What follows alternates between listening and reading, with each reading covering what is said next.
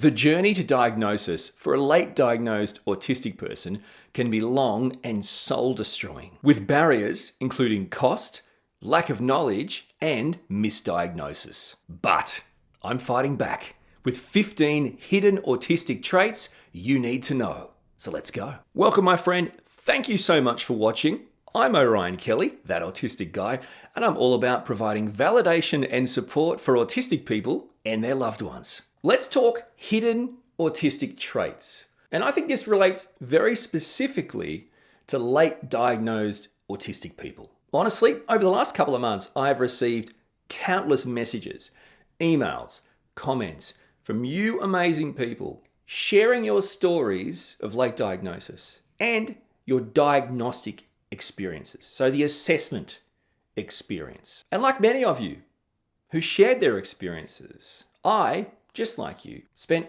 years of my life unaware of my autistic traits. You're not autistic, you're just shy. You're just a quirky dude. Oh no, that's not autism, that's anxiety. And like you, it wasn't until much later in life I was even able to peel back the layers, to expose this idea that, is this who I am? Who am I? Why am I failing so badly at certain things that others find easy? How have I got this far in life without knowing why this is how it is? Obviously, this may be your experience as well. As undiagnosed autistic kids, which I was, which you may well have been, because you can only be born autistic, you can't acquire it later in life. Even though I was undiagnosed, I didn't have the means, the ability to articulate these types of feelings I feel now. On top of that, as part of this lost generation, maybe even lost generations of undiagnosed autistic people, we grew up in a world where the healthcare profession simply didn't know what they needed to know about autism and how it presents. What do you mean it presents in more than just young white boys? The bottom line is, for us, when we grew up, if you weren't a textbook presentation of autism, you were either misdiagnosed or not diagnosed at all. And the key cause of underdiagnosis or misdiagnosis is the diagnostic criteria used by many called the DSM-5. So before we get to the hidden traits, let's just quickly go over, according to the DSM-5, what is autism? So according to the DSM-5, autism presents with A, persistent deficits in social communication and social interaction across multiple contexts, including 1, deficits in social, emotional reciprocity, ranging, for example, from abnormal social approach and failure of normal back and forth conversation to reduced sharing of interests, emotion, or affect to failure to initiate or respond to social interactions. Number 2, deficits in non-verbal communicative behaviors used for social interaction, ranging, for example, from poorly integrated verbal and non-verbal communication to abnormalities in eye contact and body language, or deficits in understanding and use of gestures to a total lack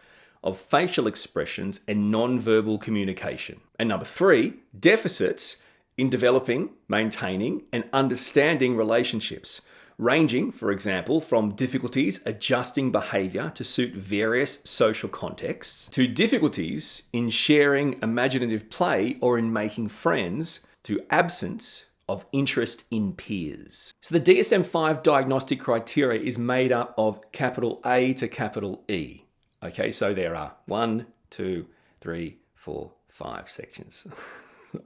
Is that right? And in just reading the first section, does it seem to you like we're just looking for kids here? Okay, let's continue. Capital B, restricted, repetitive patterns of behavior, interests, or activities as manifested by at least 2 of the following. 1, stereotyped or repetitive motor movements, use of objects or speech, example, simple motor stereotypes, lining up toys or flipping objects, echolalia, and idiosyncratic phrases. Number 2, insistence on sameness, inflexible adherence to routines, or ritualized patterns of verbal or non-verbal behavior. Example, extreme distress at small changes, difficulties with transitions, rigid thinking patterns, greeting rituals, need to take the same route, or eat the same food every day. Number 3, highly restricted, fixated interests that are abnormal in intensity or focus. Example, strong attachment to or preoccupation with unusual objects, excessively circumscribed, or perseverative interests. And number 4, hyper or hypo reactivity to sensory input or unusual interests in sensory aspects of the environment. Example, apparent indifference to pain, temperature, adverse response to specific sounds of texture, excessive smelling or touching of objects, visual fascination with lights, or movement. So this is the diagnostic criteria for autism as per the DSM-5. And so far, hasn't it been fun reading? Let's move on. Capital C. Symptoms must be present in the early developmental period, but may not become fully manifest until social demands exceed limited capacities or may be masked by learned strategies later in life. Ding, ding, ding, ding, ding! Late diagnosed autistic people. Capital D. Symptoms cause clinically significant impairment in social, occupational, or other important areas of current functioning. You've just got to look at pretty much the reports across the planet, even things like strategies to improve the lives of autistic people, and you know that, well, that's just our day-to-day life. And finally, capital E, these disturbances are not better explained by intellectual disability, now known as intellectual developmental disorder, or global developmental delay. So that's the DSM-5 diagnostic criteria for autism, still to this day. It's no wonder there is generations of people not being diagnosed as autistic until later in life. So let's break down some barriers, my friends.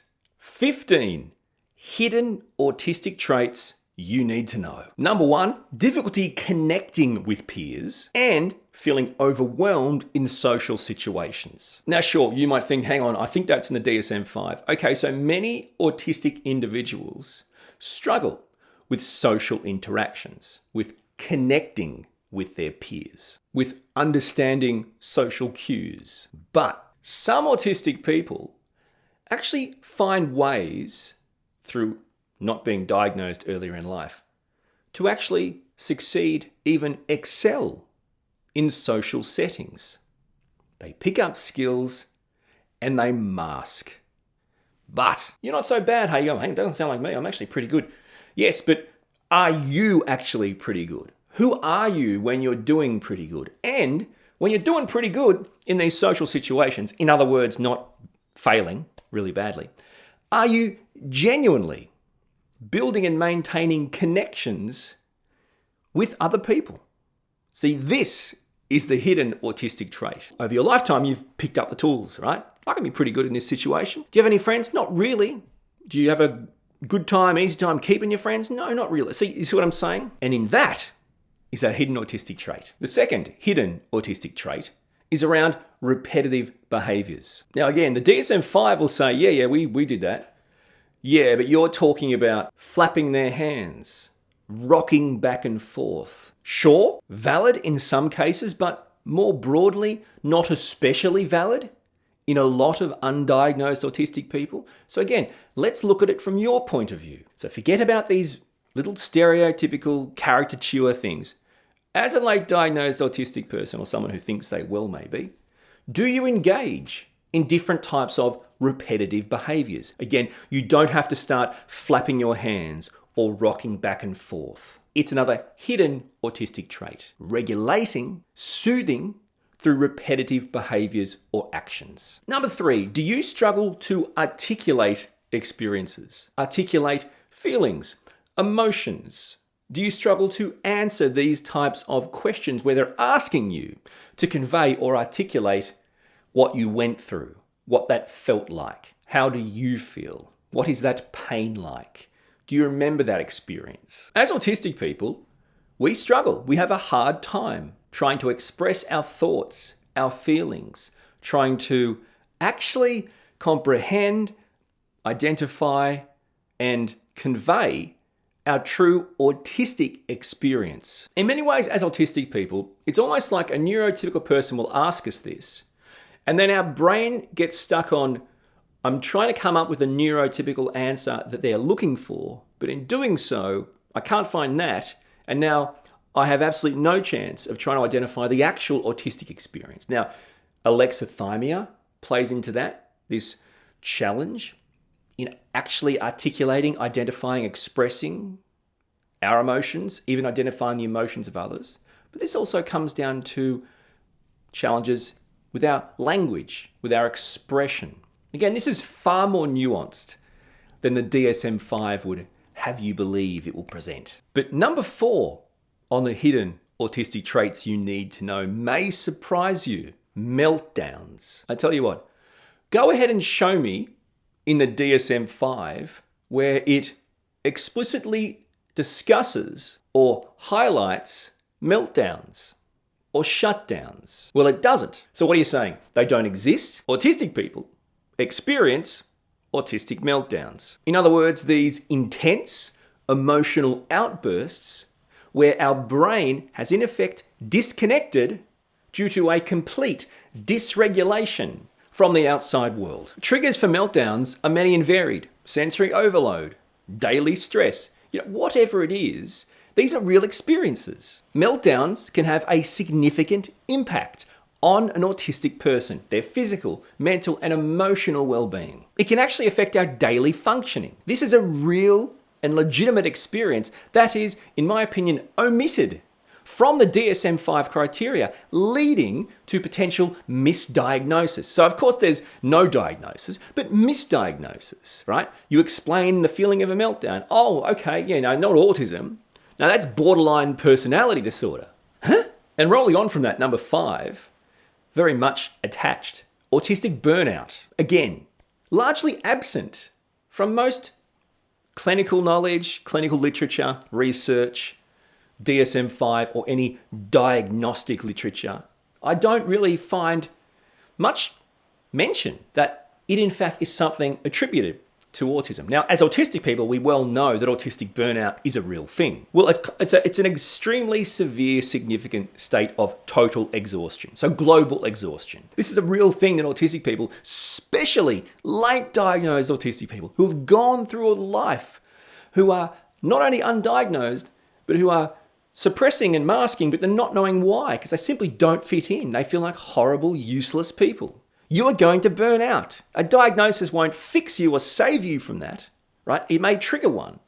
But this is a real experience, a genuine, in my opinion, hidden autistic trait, autistic burnout. And for those that are new to autistic burnout, to look at it like a state of chronic exhaustion. And then look at it like something that is triggered, now this is just in my opinion, from prolonged extended periods of stress, dysregulation, of unmet needs. In other words, being forced to live in a world where you aren't able to regulate yourself or protect yourself from the things that dysregulate you. Maybe you're pushing through for others, right? You're just doing your best to just suppress, mask, push through for other people. Put all this together and it can lead to really seriously negative outcomes. In my opinion, a genuine hidden autistic trait, yet very little discussion about it in the academic world, which shows the clear gaps in research that's actually relevant to autistic people. Number 6, another hidden autistic trait, dyspraxia and motor skills. Many autistic people can really struggle with these types of motor skills. Some struggle with fine motor skills, some struggle with coordination, is it proprioception, different things. A quick example is maybe catching a ball. And some of the things that I've learned is autistic people, so when you catch a ball, you can let the ball come to your hands, right? Or you can take your hands to the ball or whatever. And autistic people seem to, with their hands, they seem to misjudge the ball and the hands, right? So the hands travel too fast and too far, and in effect impact the ball. Rather than judging it, being able to judge it and catch it, It's almost like, here's the ball, and that's just one little example. Okay, now that, in my opinion, this kind of motor skill issue, these people will say you're clumsy, you're uncoordinated, dyspraxic. Some will say, okay, well, that means you have a co-occurring condition, dyspraxia, for example. Now, that may well be the case for some, and it is actually looked at as, no, that's not part of being autistic. That's a separate condition. And we can go with that. But in my opinion, I think things that manifest like dyspraxia or motor coordination issues, motor skill issues, challenges, can in fact be hidden autistic traits. In other words, they're not hidden to me, they're real autistic traits. They're simply not considered autistic traits currently. Basic examples for parents, carers, support workers of autistic kids. Can they ride a bike? How old were they before they could ride a bike? Would you say most neurotypical kids can ride a bike? What would you say? This is the problem. I have no idea how to make this argument. I've got a 10-year-old autistic kid. Were they 4? Were they 5? Were they 6? I don't know. Were they 3? Who knows, right? Okay, well, it's not uncommon for autistic kids to not realize what they need to realize and understand and be able to actually ride a bike, no training wheels, standard bike, pedaling at about 10 to 12 years old, right? Tying their shoes. Do you know autistic kids that can tie their shoes, do up their buttons? These things, in my opinion, aren't co-occurring conditions, but, well, frankly, core autistic traits. Oh no, Orion, that's a developmental coordination disorder. Is it? Autism is a neurodevelopmental condition. That's part of developmental stuff, isn't it? I mean, executive function is. Why isn't coordination? You see what I mean? We are so complicated by all these co-occurring conditions when we could just actually look at autism through a more nuanced, more sophisticated lens. But this next hidden autistic trait number 7, may confuse you. I'm going to say another hidden trait of autism is ADHD, attention. In my opinion, there's significant overlap between autism and ADHD. And in fact, many people these days are receiving a diagnosis for both conditions, autistic and ADHD. You may see people refer to it as ADHD. Is that how AUDHD? Is that what it is? Anyway, autistic, ADHD together. Okay, then that's cool. We can do that. Or it could just be a trait of being autistic. This is the challenge. This is the fierce debate currently going on. How, in fact, do we distinguish between the two? And why are we? If someone's being diagnosed as autistic and has ADHD, how did you distinguish those two conditions? And the old school mentality was, you can't be both. The new school mentality is, yes, you can. So then the next argument will be, if you are finding it hard to distinguish between the two, do they represent distinct conditions, autism, ADHD, or are they in fact different presentations of the same condition? Number 8 on the 15 hidden autistic traits is autistic inertia. Now, in simple terms, this basically means a difficulty in either starting something or stopping something. You might feel a sense of being stuck, like you're stuck in this limbo of not wanting to get something done or do something. Another way of putting it is, and it's used a lot, is transitioning. Do you have transitioning issues as an autistic person? Transitioning from sitting on the couch, drinking a coffee and watching TV, to having a shower, getting dressed, to recording this video.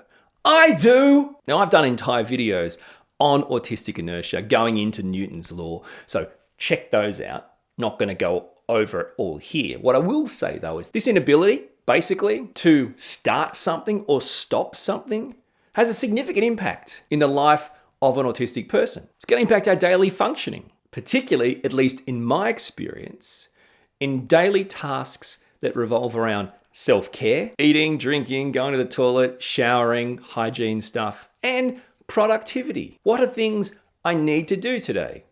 So really it impacts the core things that help you be a livable human being. That's right. No, it's good. It's good. It's good. Hidden autistic trait number 9 is around managing stress, managing dysregulation with things like stimming, with things like alone time, things that most people go, can you stop doing that? That's annoying, making me uncomfortable, distracting. That's stressing me out. That's dysregulating me. It's like, this is never a good scenario, right? But okay, so are there stimming things you do? We talked about repetitive behaviors, but stimming isn't just repetitive behaviors. I don't know why my hand's up here and I'm not sure if I can ever get it off my chin. So you're using these types of stimming behaviors as a coping mechanism, as a way of re-regulating yourself. Or I think you could just say regulating yourself, Orion. It's really important to your daily well-being to do these types of stimming activities, things that work for you, but maybe no one else. In fact, maybe set off other people. Me and my 10-year-old autistic son, we stim, and it agitates the crap out of each other, especially for undiagnosed adults. This would be a big part of your life and another hidden autistic trait. But number 10 is probably going to really resonate with late diagnosed autistic people, even adults who are maybe questioning the possibility of being an undiagnosed autistic person. And that is around masking. Now again, we've gone through the DSM-5 diagnostic criteria. Well, frankly, it's not especially satisfactory. In my opinion, one of the core hidden autistic traits is this ability to mask, but not just mask by mimicking, acting, pretending to be neurotypical. Mimicking neurotypical behaviors. Watching, trying to blend in. Being able to actually realize me being myself doesn't equal good. I be myself, bad things happen. No friends, no relationships, no jobs, no nothing. So I better not be myself. If you've lived a life where you've slowly but surely realized you need to build a character just to survive, then welcome, my friend, to the Autistic Club. I don't even know who I am right now. Hidden autistic trait number 11 is feeling like an outsider, or even simply feeling different to others. Although, like me, you may not have ever been able to pinpoint why. Man, I feel like such an outsider. I feel so different. I feel like I do not fit in anywhere. But I honestly can't tell you why. It must be I'm a bad person. I was born to not fit in. Like, I'm just a black sheep, or born to suffer. I'm just a loser who doesn't deserve to live. Now, none of those things are right. But, in my opinion, if you resonate with that, you're experiencing a hidden autistic trait. Of course, there are many other potential reasons for that. But through the autistic lens is something I can genuinely relate to. Another quick example for me personally, aside from just feeling different, feeling like an outsider, feeling like I'm from a different planet, is this experience I've had where I just don't see the world the way others do. I just can't understand their thinking or their point of view or how they got there. And it's kind of confusing. It's like, I don't understand why that's what you think or that's how you see this. I can't get my head around that. And you lose a lot of energy and time and sleep over thinking about why is it that I see the world so differently. But number 12 may be a little bit confusing. That's a good sell, Orion. Well done. Now they're really going to listen now. Another hidden autistic trait could in fact be the discovery that you may well be autistic later in life through resources, through connecting with others, through YouTube videos. Creepy. Creepier. Just weird. So have you heard stories from other people and gone, wow, that's my experience? Have you stumbled onto resources and gone, whoa, this explains a lot of my feelings. Maybe I'm not a bad person. Have you stumbled onto videos or podcasts, they better be mine, and gone, wow, this is blowing my mind. Another hidden autistic trait, the simple idea of resonating, of connecting, finally, with resources, a community with I've actually found my tribe. This makes sense. All of this put together can actually provide you with a framework, the encouragement you need to seek an assessment, to look further into the possibility of being autistic. Number 13 in my hidden autistic traits. Is this a cart before the horse? I don't think so. Let me explain. Okay, so number 12, we talked about discovering resources, communities, people, information, right? Now that usually pushes you onto a self-discovery, maybe even a self-diagnosis phase. But at some point, people want a genuine recognition or the paperwork. They might not be able to afford that. The wait times might be completely ridiculous. They might simply not have access to good quality healthcare. That might be out of reach for many people. But still, there is a phase prior to that. So number 13 as a hidden trait is if you are in that self-discovery, self-diagnosis phase where it's suddenly empowering you, it's suddenly providing you with answers, it's suddenly allowing you to just be you, to potentially, God forbid, unmask, be authentic. Number 14 is around unmasking. So more specifically, you have got to the point now where you feel like you have been masking or suppressing your true self. And now you simply feel empowered, liberated to be your true self, to try and take off that mask. Now, of course, that's easier said than done, but it's something you might be stepping towards. Now, the DSM-5, in my opinion, potentially touches on this idea of masking, but it doesn't really provide a very good discussion or even really any diagnostic indicators on how that can actually manifest. So again, it's a core deficiency. You want to talk about deficits, DSM-5. Your diagnostic criteria is littered with deficits. Nevertheless, that could be viewed as another hidden autistic trait. That phase you've got in where you feel like, oh, okay, I am actually suppressing and I am going to try and stop that. I'm actually going to try and be myself. And how does that go? How is that received by others? How does it make you feel? Remember, as an adult, late diagnosed or considering late diagnosis, one of the barriers to your diagnosis will be your ability to unmask. If you go to an assessment and you don't even realize you're masking, you're suppressing your true autistic self, ain't no diagnosis coming your way because the healthcare practitioners still aren't at the level where they actually understand autism the way they should and therefore are still looking for these standardized DSM-5 things which aren't coming out of you because you're masking them. An autistic person walks into an assessment unwittingly masking, suppressing their true autistic self. I can't see how that's going to result in an accurate and satisfactory assessment. And number 15 is you finally have a realization that what you feel and experience is valid. And you actually have a tribe, an autistic community, that also supports that validation. In other words, you share your experiences with others who are late diagnosed or looking into it and realize, what are we, the same person? It's not a superficial, it's a meaningful, profoundly deep realization that there's real validation and similarities within this community. These feelings don't just go to everyone. If these are feelings you are experiencing, like, whoa, is this me talking on this video or is that Orion? How can this not be normal? I thought this was normal. Is it just us? This validation, these bells ringing, that's not something everyone experiences watching my videos. Trust me, you should see the comments. I cry myself to sleep. For even more on late autism diagnosis, check out my video, Imposter Syndrome and Late Autism Diagnosis.